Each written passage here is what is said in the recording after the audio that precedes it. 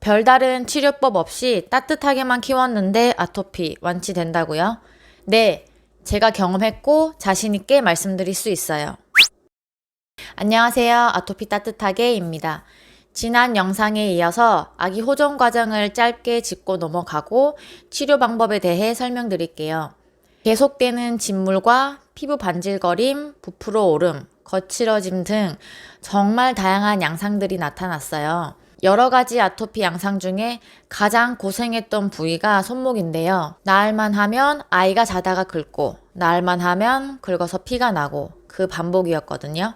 낮 시간에는 활동을 하고 시선을 집중시킬 만한 게 많기도 해서 많이 긁지 않았지만 새벽이 되면 심부 온도가 낮아지면서 몸 온도도 내려가기 때문에 가려움이 심해져요.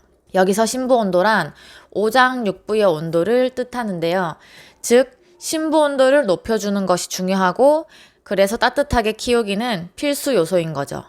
그리고 가려움증이 생기는 이유는 모공이 닫혀 있어서 강제적으로 열 에너지를 방출하기 위한 본능적인 행위라고 보시면 돼요. 그래서 땀을 흘려주는 것도 중요한 케어 방법 중 하나고요. 아토피 전용 토시도 있지만 저는 거즈 손수건으로 감싸준 다음 일반 손수건으로 한 번 더 묶어서 고정을 해줬어요. 너무 힘들어하는 날에는 안아서 재우기도 했고 가려운 부위를 막아놓는다고 되는 게 아니더라고요. 그래서 이때 잠도 잘 못 자고 좀비 생활을 했던 것 같아요. 목 진물, 허벅지 진물은 손목보다는 긁는 횟수가 적었기 때문에 비교적 무난히 좋아지더라고요. 그러다가 갑자기 피부가 비닐처럼 반질거리고 거칠어지고 부풀어 오르기 시작하더라고요.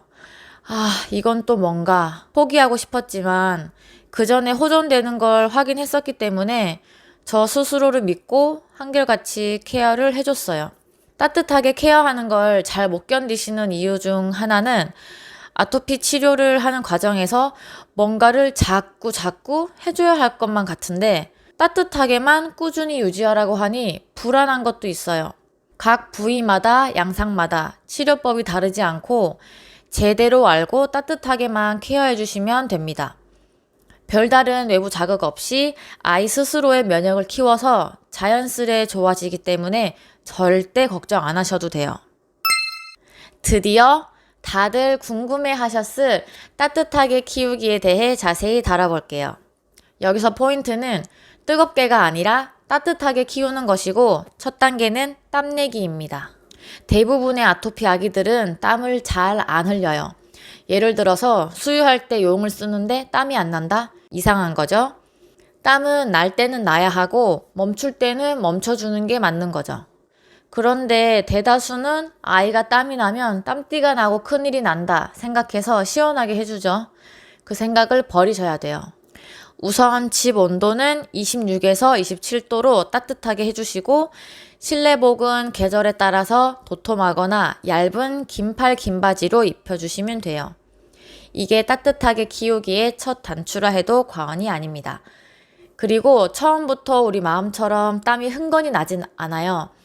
그렇다고 억지로 땀을 내주려고 덥게 해준다거나 스트레스 받지 마시고 따뜻하게 유지하신 상태로 기다려주시면 송글송글 땀이 맺힌 것을 확인하실 수 있어요.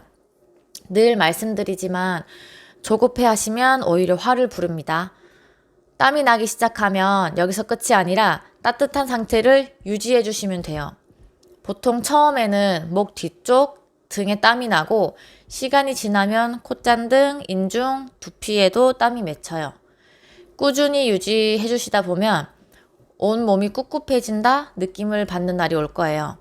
그럼 보습제에 집착하지 않아도 피부가 촉촉해질 수 있어요. 그리고 따뜻하게 키우면서 느낀 점은 저희 아기는 직수를 해도 얼굴과 두피가 붉어지긴 했지만 땀이 안 났고 손발은 항상 차갑고 축축했거든요. 이런 게 당연한 건 줄 알았는데 아니더라고요. 아이가 땀 배출도 원활히 이루어지고 따뜻하게 케어를 하니 손발도 보송보송해지고 붉은기도 오히려 많이 좋아졌어요. 서늘하게를 따뜻하게 바꾸고 나서는 동전습진과 침독은 금방 호전되긴 했는데 다른 부위는 여전히 안 좋았거든요. 그래서 저도 많이 흔들렸지만 아토피는 장기전인 거 잊지 마시고 쭉 케어해 주시다 보면 몰라보게 좋아져 있을 거예요. 온습도는 정확히 몇 도로 해주면 되나요? 많이들 물어보시는데요. 계절마다 집집마다 온습도가 느껴지는 게 다르기 때문에 제가 알려드리는 숫자에 너무 집착하지 마시고 우리 집에 맞는 적절한 온도와 습도를 찾으셔야 해요. 예를 들어 겨울에 실내 온도를 26도 해두면 서늘하다는 느낌을 받을 수 있는데 여름철 실내 온도 26도면 딱 적당하다고 느껴지거든요. 근데 한 번씩 바닥이 좀 차갑다 생각들 때가 있어요.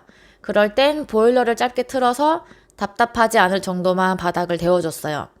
그리고 습도는 너무 낮거나 높지만 않으면 돼서 저는 계절별로 다르지만 40에서 50 초반을 유지하고 있고요. 마지막으로 여름철 에어컨 사용에 대해 많이들 궁금해하실 것 같아서 설명드리고 마무리 지을게요. 덥게 케어하라고 한 적은 없기 때문에 저는 긴팔 자가드 실내복을 입힌 상태로 한여름에는 에어컨을 작동시켜요.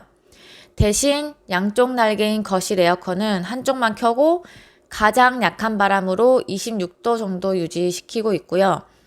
안방에는 가장 약한 바람으로 상하 회전을 시켜준 다음에 방문을 열고 재웠어요.